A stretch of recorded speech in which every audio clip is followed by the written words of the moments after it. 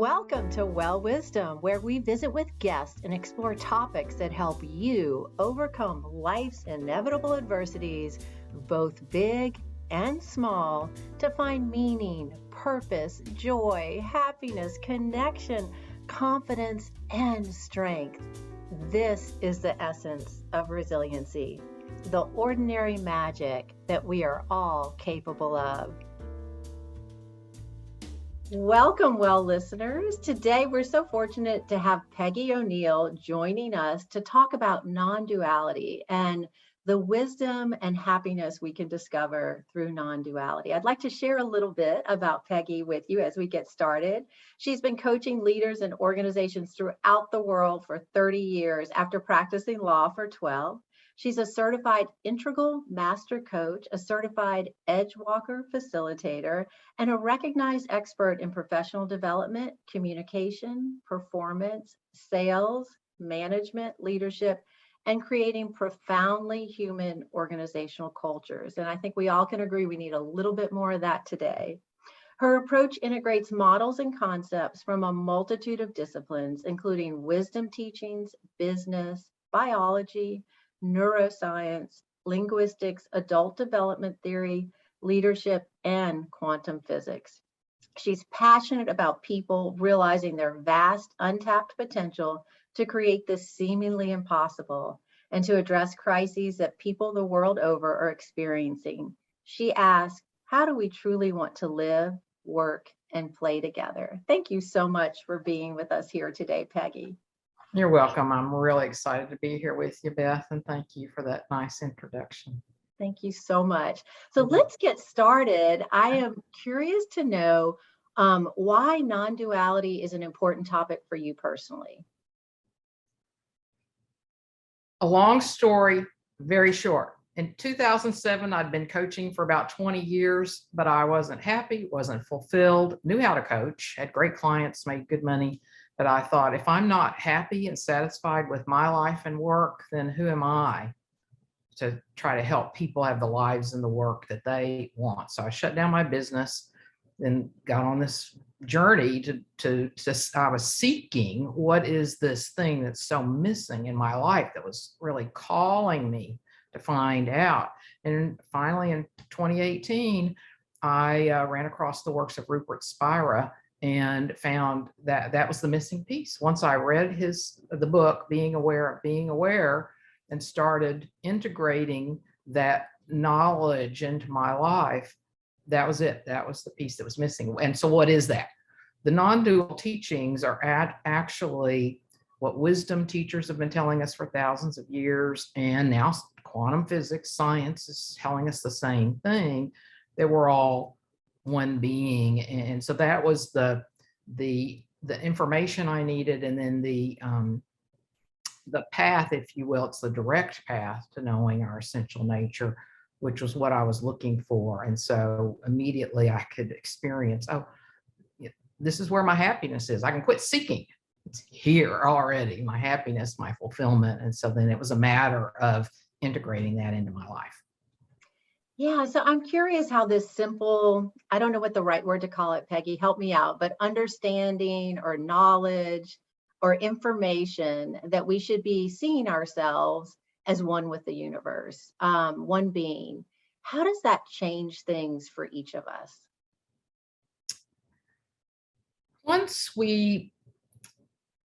So it does start with the intellect. We want to help our mind, our rational mind, have some understanding. And then when we start experiencing it, because we can experience it and start thinking about and live, let's see how I say this, thinking about but also living, we're all one. Ramana Maharshi one time was asked how, and he was a guru that taught the direct path of non-duality. And somebody once asked him, how do we treat others? He said, there are no others. And as one of my clients, he said, oh, I'm always talking to myself. So once we really start relating to that, then our relationship with everything changes. Our relationship with ourself changes, because now I realize, oh, I'm one with the universe. I'm not separate from anything. So I experience myself as whole and complete and intimately connected with everyone. Now that takes a while because we're conditioned to believe that we're separate. So it does take a while to integrate this. But then, as I mentioned with Ramana Maharshi, our relationships with other people start shifting because so we see them differently. We talk to them differently. We're more open to them, and we see our intimate connection with nature. So we start shifting how we relate to nature, and so care more for nature. So those are the sorts, and money or anything. Our whole relationship with all of life starts shifting as we realize we're one. And as science says, we're energy. We're one energy. Yeah. And I know, like, oh, you brought up so many topics. I'm trying to think, like, what's the best next question? But you talked about it starts intellectually, and then our interactions with others begin to shift the way we go about that. Would you say that's like it? Maybe give us a idea of what this could map out like. So we begin to see things differently, understand things differently, intellectualize things differently, and then we interact with others differently, and then just bring us down the path of what transforms. Okay. And I will say for me, it started first intellectually. I'm sure some people have some sort of experience that they then pursue. What is this really? So it could be the other way around for some people. And then, so I think you asked, so where does this path go? How does it work, so to speak? Mm-hmm. So the first thing is to experience the awareness that we are. So as Rupert Spira's book said, being aware of being aware. So like right now, you and I and your the people watching this are aware. They hear us talking, they see us, they're aware of what's going on in the room or on the computer. And then if we pause a little bit and then notice, we also notice, and you know what? I was aware that I was aware. I wasn't just aware, but I was able to even notice that I was aware, or a knowing of awareness. So I call it sinking back, technically, since we're all one. There's no actually sinking back, but it's a way for us to relate to these teachings as we're beginning. So as we sink back into that experience of knowing, then we can feel in our being. Sometimes it's just a nanosecond at the beginning. And so we have to come back, because our thinking mind wants to take us away out into focusing on objects and activities and relationships. So as we sink back, we start experiencing the open, vast, empty space that we are. And we feel a sense of fulfillment and love and peace. Not romantic love, but this just sense of well-being, if you will. And when we sense that sense of well-being, then it does start shifting, because it feels so good, frankly, that when we're talking to somebody, once I realize I'm getting upset with somebody, let's say, it's, wait a minute, I can feel this other way. I want to be in that experience as I'm communicating with this person. And I want to see them as who they truly are, just another aspect of me. I see the divine being they are. I see they're one with me. Now, again, that takes some while to experience it, but a great metaphor for this is the ocean. So the oceans have waves. And if we only saw the tips of the waves, we'd think, oh, there's a wave over there and a wave over there. But if we step back and see the whole picture, we realize, oh, both of these waves are made up of the same thing. They're both made up of ocean. They're both expressions of the ocean. So as we integrate that knowing more into ourselves, it's the same thing analogously, which is, oh, we're all made up of consciousness. We are one with consciousness. Technically, we are consciousness, and we're all unique expressions of consciousness. Mm-hmm. So as we, remind ourselves how to see the other people, think about the other people, and then we start aligning how we talk about people, how we talk about ourselves, think about people. So our conversations start changing. Our emotional sense when we're somebody else starts changing. And so we start aligning all of our thoughts, emotions, activities, relationships, our work with that knowing and understanding. Yeah, and of course I'm have some expertise in mindfulness. So some of the things you're describing, I would call meta awareness, metacognition, and we know through meditation, there are changes in our brain that facilitate that. What you said several times, it just takes time. It happens over time. So what would someone be thinking, doing, practicing to bring about this stronger understanding and really of non-duality and having it be part of how they live their life? One of the things to do regularly is what I said a while ago, to sink back into that knowing, to spend some time there, because we're so used to um, uh, putting our attention on all the activity going on in the world. And so to pause and sink back into that, so that eventually that comes to the foreground and our focus on all the activity goes more to the background. We're still able to be engaged with other people, but we're leading with that sense of one being. So that's one of the main things to do. And then because we our emotional patterns hold us back, so we can actually embrace some of this sometimes pretty quickly, because we a lot of us have experienced this sense of life can be different, and most people get moved by the song by John Lennon, where at the end, and one day we'll live as one. We get moved by that. So I think that's that sense, that knowing, yes, we are one. We get moved by that. So so we can kind of grasp all this, but it's our emotions hold us back. So our patterns of belief in separation, of historical maybe angst in relationships or worries and fears. And so one of the things to do, an easy practice, if you will, around emotions is to welcome emotions. Just most of us try to resist them, push them away. Oh, I don't want to feel this. We push them away, or we deny it, or maybe even we try to analyze it. But all of that energizes the emotions. So to start welcoming them. So if I'm feeling worry, just come close. I welcome you here. And that starts diminishing those emotions. And so working with emotions is key.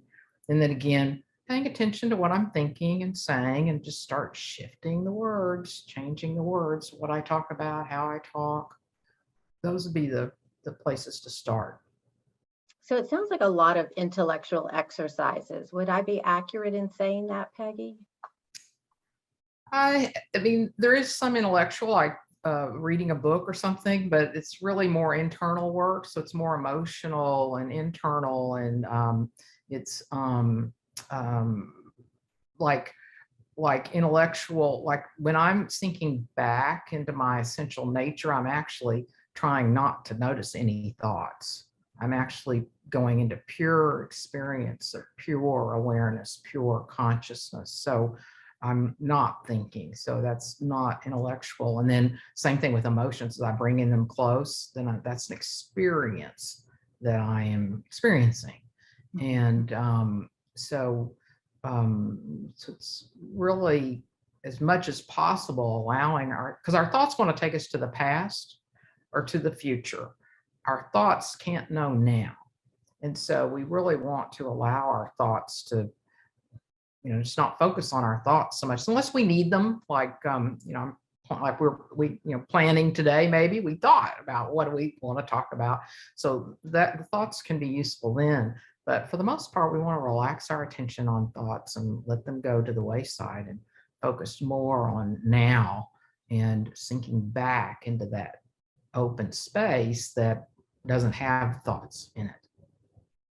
Yeah. And so what would you say then it's more about? I mean, it really sounds a lot like mindfulness. I've got to tell you, I'm struggling not to pull that word into it because that's what I know, right? We all know our Right. universe, but everything you're describing um, is in the mindfulness realm about, that meta awareness. Being one of the things that scientifically we know about mindfulness is that it allows us to be with incredibly painful emotions, yet not react to them. So it's almost as if we just observe them, but we see them really kind of as separate from us, not getting totally caught up and giving all of our energy to it. So I don't want to take us off track from the topic of non-duality, but I am just curious how that fits from your perspective.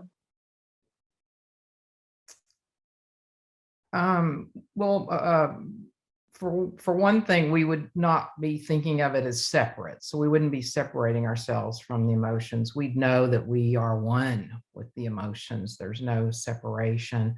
I'm not familiar with the mind. I mean, of course, I've heard of mindfulness for years, but I've never studied it. So I'm not familiar with that domain.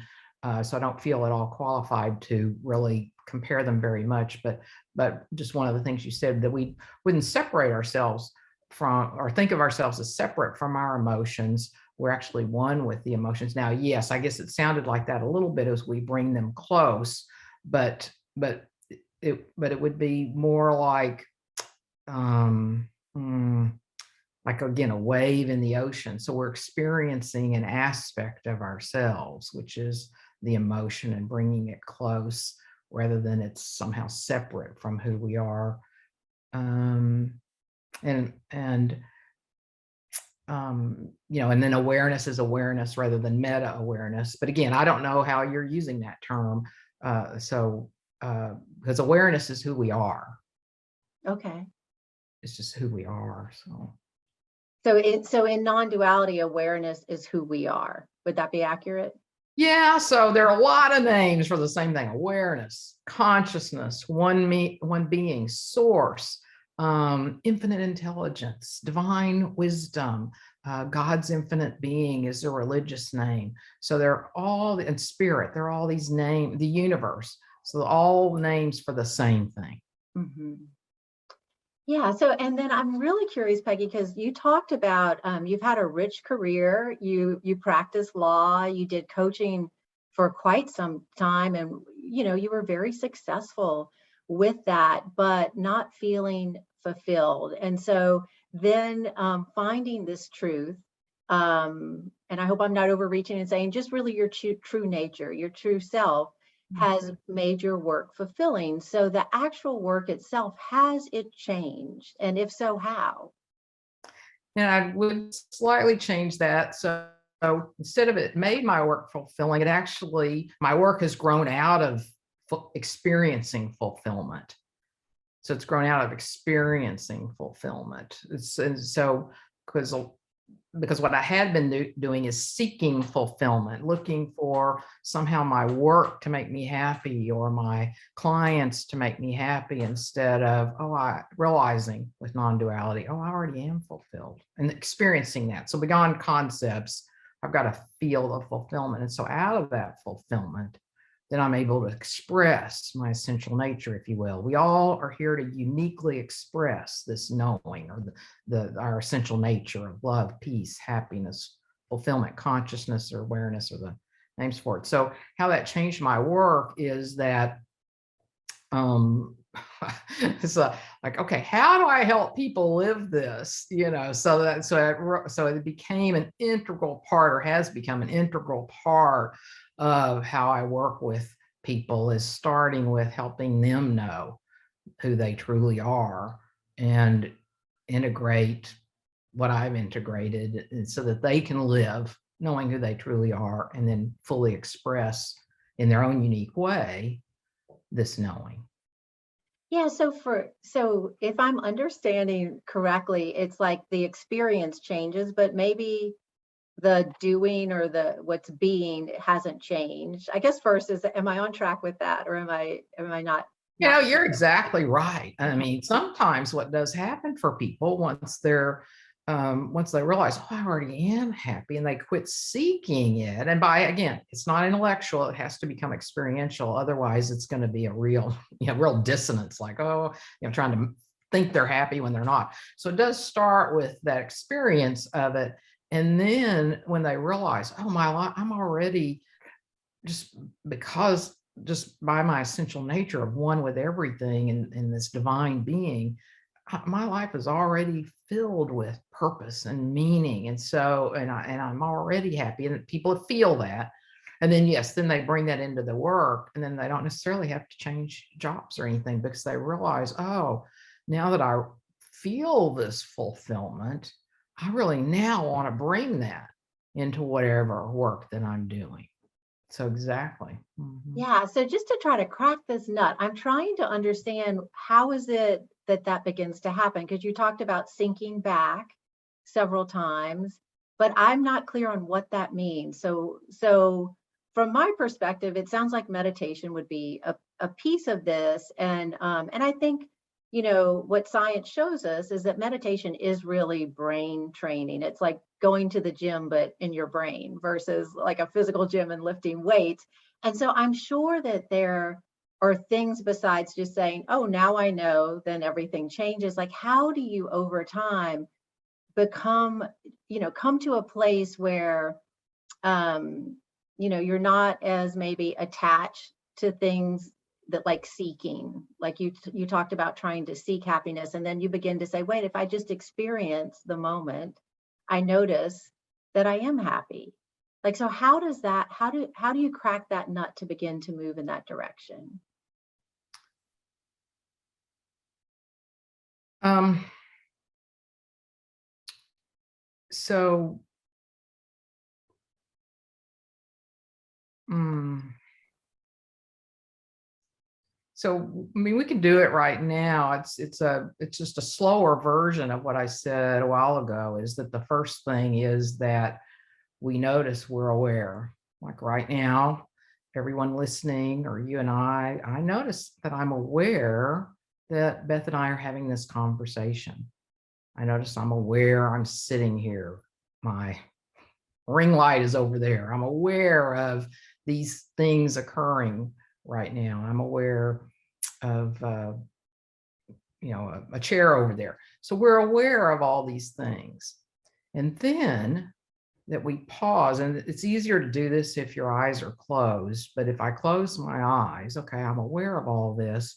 And now I could ask myself, am I aware that I'm aware?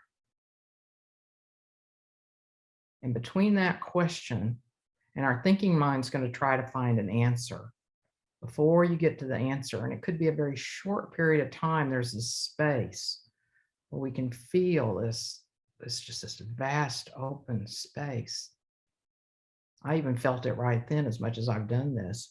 Am I aware that I'm aware? And then before I got to an answer, I felt that incredible peace. And sometimes that question doesn't work for people.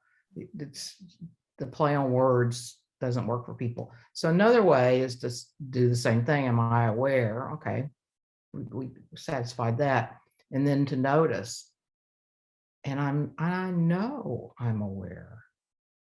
And to feel that knowing where I'm not thinking about it. I know that knowing that I'm aware.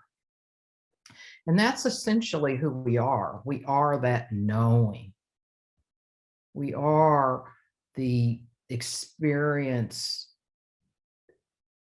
We are the experience of experiencing, really. We're the knowing of experience. If we didn't know our experience, then we wouldn't be experiencing. So who we truly are is that knowing.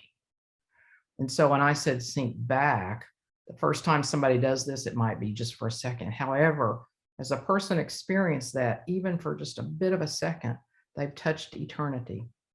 They've touched the knowing of their essential nature. And then it's coming back on, 5 minutes a day to come back and sit there in that knowing. And as I do that more and more often, then it becomes more and more real because, again, we're so focused on being active and solving problems and working on this, working on that, that we pull ourselves away from this. But when we sit there, so it's a little different from meditation because you're not, a lot of times with meditation, you're focused on an object, which creates duality because I'm focused on my breath or I'm focused on a candle. That's duality.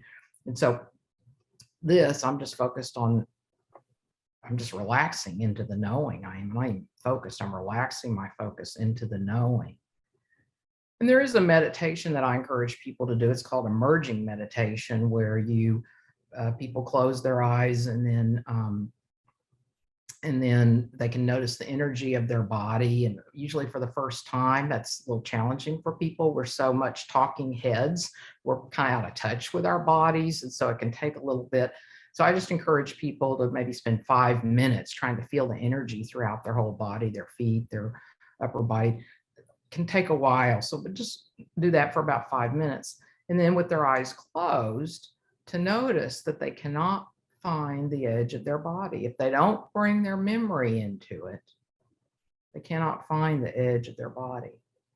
Without a memory if we don't think about it, we cannot notice with our eyes closed the edge of our body. So that helps start sinking into, oh, I'm one with this field here.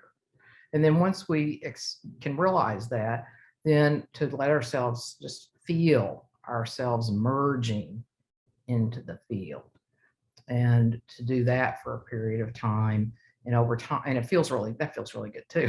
So we do that over a period of time, then it starts, our bodies and our minds start getting, oh, I am one with everything. And we feel the happiness that we are. Happiness, some people don't like that word either. So we can think of it as contentment, or this sense of just everything's okay with the world. So that's what that, when I call it happiness, that's also what I mean. And so we really can sense, wait, I already am these experiences that I keep seeking. So we've been trained to seek them. We've like, it's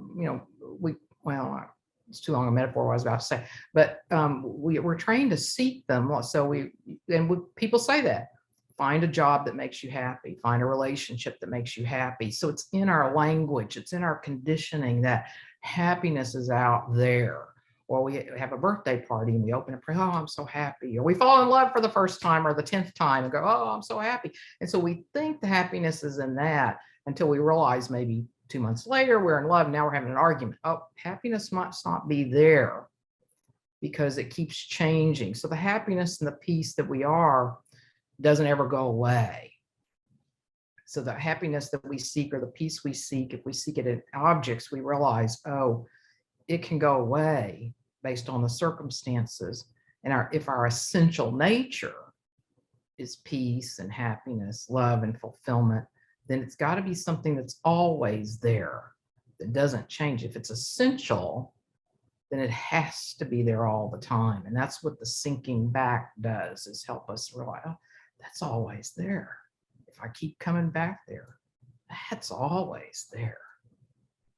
So how did I do with answering your question? I think that's great. And I have appreciated just so much, the sinking back, for you to kind of help us with that little exercise about trying to find that open space, and how to do that. And then this explanation.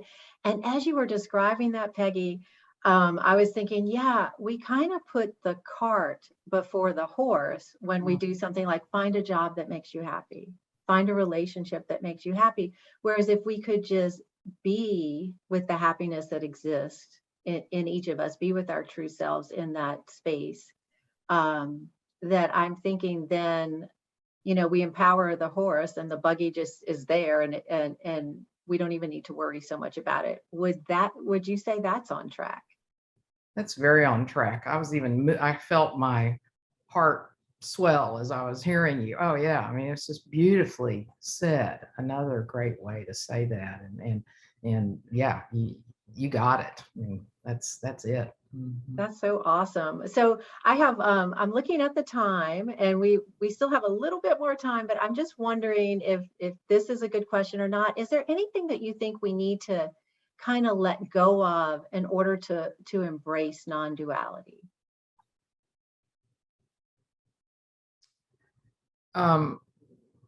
Well, let go of seeking. So to realize when we're trying to find happiness, fulfillment, or even lack, abundance, I'll feel better when I make a lot of money, that we start realizing that's not where we're going to find that. So letting go of seeking, and then letting go of our beliefs that we're separate. And then doing the emotional work. So letting go of emotions that are out of alignment, letting go of relationships that are out of alignment. could be letting go of a job that's out of alignment. If I'm working somewhere where people are being mean to each other by nature of the culture, that's going to be out of alignment. It'd be very hard to work there. So that would be the main things to let go. Did you have another thing in mind, or is that, I can see if I have. No, I think that's Okay. right. And as you describe those things, I think a lot of those things that we become attached to that you mentioned come from fear. And the Yeah. way that you describe non-duality, there is not fear, right? There's just, if I can use the word, happiness, contentment, peace, in the being and the knowing. And I think that would help us to release fear. And a lot of the things you mentioned that we need to kind of release, I think we cling to because we're afraid. Again, beautifully said. Yes, I grew up in a family of warriors, so that's kind of in my we absorb everything early on in life, and so that was definitely one of my just energetic emotional patterns, and so worry is so enticing to focus on those worried thoughts because we kind of think somehow that's going to help us. So exactly, letting go. And so that can be challenging to not focus, withdraw our attention from those worries, those doubts, those thoughts, those fears. It can be Yeah, very challenging at the beginning. yeah, this has been so great, Peggy. As we begin to wrap up, I just love to leave our listeners with some great resources. And I know that you've got some, so I'm wondering if you wouldn't mind just telling us about resources that you've found to be helpful for individuals interested in learning more, or things that you personally offer, because I know that you're a coach and a teacher. So I'd just love to hear what you think might be some key takeaways and resources for our listeners. Okay. Yeah, great. So you've already heard me mention Rupert Spira. He has a lot of books. A person could start with being aware of being aware. He's got hundreds of videos online and a great website. So Rupert Spira's works are good. And he and Bernardo Kastrup have done a couple of webinars together. So they're real easy to find on YouTube, or Rupert Spira and Bernardo Kastrup. Kastrup is a scientist. So you get the philosopher and the scientist together, and it's a brilliant presentation. Let's see, did I have another? Yeah. And then I have a Facebook group called Answering the Call, where I do weekly Facebook Lives, provide other content in that. And then I have an upcoming workshop beginning July 26th. It's an hour a day for 5 days. It's called The Direct Path to Purpose and Meaning. And people can go to my website, Peggy-Oneal.com, Peggy-Oneal.com, and sign up for my email list. And then they'll get the announcements of this workshop coming up July the 26th. And let's see, what else do I have? Yeah, that would be, and then my email, I send an article out every week on my email about these topics and how to live this understanding, bring it into workplace and so on. Yeah, and I know that you and I are connected on LinkedIn, so people can definitely connect with you there. It sounds like you're on Facebook.